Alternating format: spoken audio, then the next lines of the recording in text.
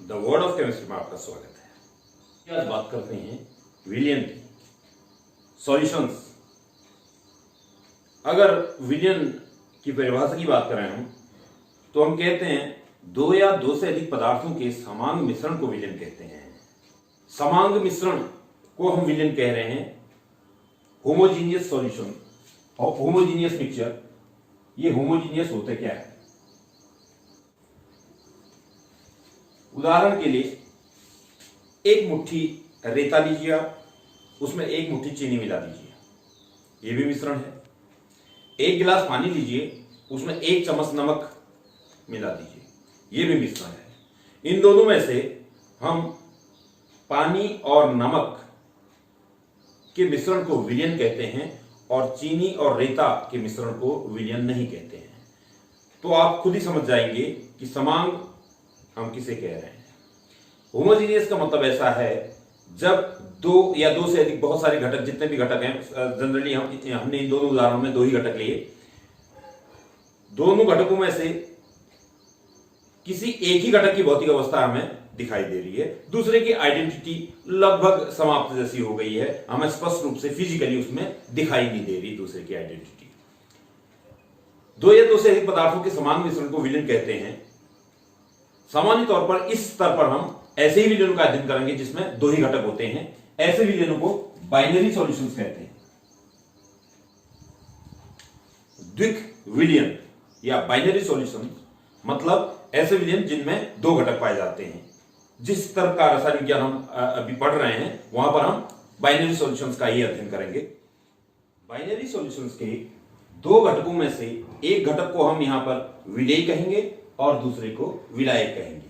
किसी द्विक विलयन का निर्माण विलेय और विलायक से होता है, यानी कि विलयन के दो घटक विलेय और विलायक कहलाते हैं। विलेय और विलायक क्या होते हैं? किसी विलयन में वह पदार्थ जो अधिकता में पाया जाता है, जिसकी मात्रा अधिक होती है, और विलयन की भौतिक अवस्था उसी की भौतिक अवस्था होती है, उसे हम विलायक कहते हैं। और जो कम मात्रा में पाया जाता है, जिसकी फिजिकल आइडेंटिटी लगभग समाप्त हो जाती है विलयन से, उसे हम विलेय कहते हैं।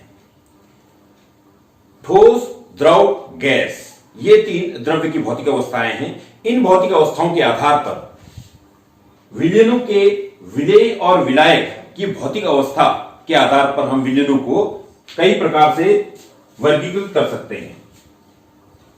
जैसे यहां पर एक मैं पूरा चार्ट बता देता हूं। Solute, solvent. नंबर एक, तब जबकि सॉल्यूट भी ठोस है और सॉल्वेंट भी ठोस है। ठोस ठोस विलयन, ठोस का ठोस में विलयन, विलायक भी ठोस है और विलेय भी ठोस है। दूसरा,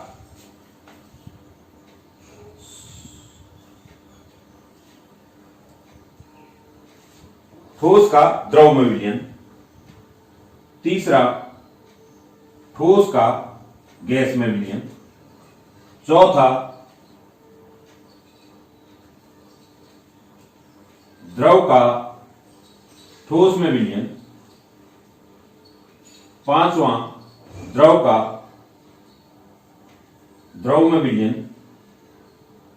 छठा, द्रव का गैस में विलयन। सातवां, गैस का ठोस में विलयन। आठवां, गैस का द्रव में विलयन। और नौवां, गैस का गैस में विलयन। विलायक और विलेय की भौतिक अवस्थाओं के आधार पर हम ये 9 प्रकार के विलयन यहां पर देख रहे हैं। जैसे ठोस का ठोस में विलयन, एग्जाम्पल से मैं यहां पर आपको बता देता हूं इनके। जैसे एलॉयज हैं, मिश्र धातु, सबसे ये महत्वपूर्ण रूप है जिसमें विलायक द्रव होता है और विलेय ठोस होता है। सामान्य तौर पर विलयन का मतलब हम यही समझते हैं। जब भी कभी हम विलयन की बात करते हैं तो विलायक द्रव और विलेय ठोस, इसी की बात करते हैं। ये सामान्य विलयन है हमारे, जो भी नमक का विलयन, चीनी का विलयन, यूरिया का विलयन, ग्लूकोज का विलयन।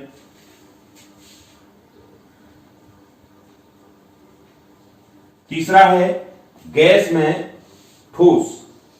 गैस में ठोस जहां पर विलायक गैस है और विलेयी ठोस है। जैसे धुआं है, धुआं गैस है, उसमें कार्बन के कण घुले रहते हैं।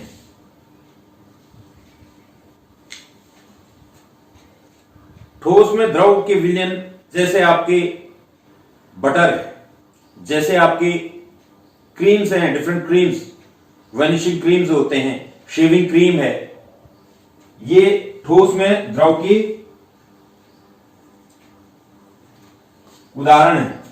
द्रव में द्रव के उदाहरण, एक ये भी महत्वपूर्ण ग्रुप है विलयनों का।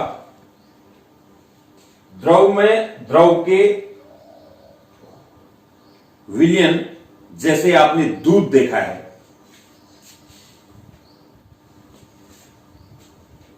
गैस में द्रव, गैस में द्रव जैसे वायु में जलवाष्प का घुला होना, वाटर वेपर्स इन एयर।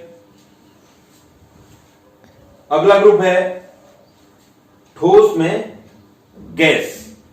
बहुत सारे धातुएं ऐसी होती हैं जैसे पैलेडियम है, प्लेटिनम है, इनमें हाइड्रोजन, ये हाइड्रोजन गैस को अधिशोषित कर लेते हैं। ये उदाहरण प्लेटिनम में हाइड्रोजन का अधिशोषित होना इस ग्रुप का उदाहरण हो गया।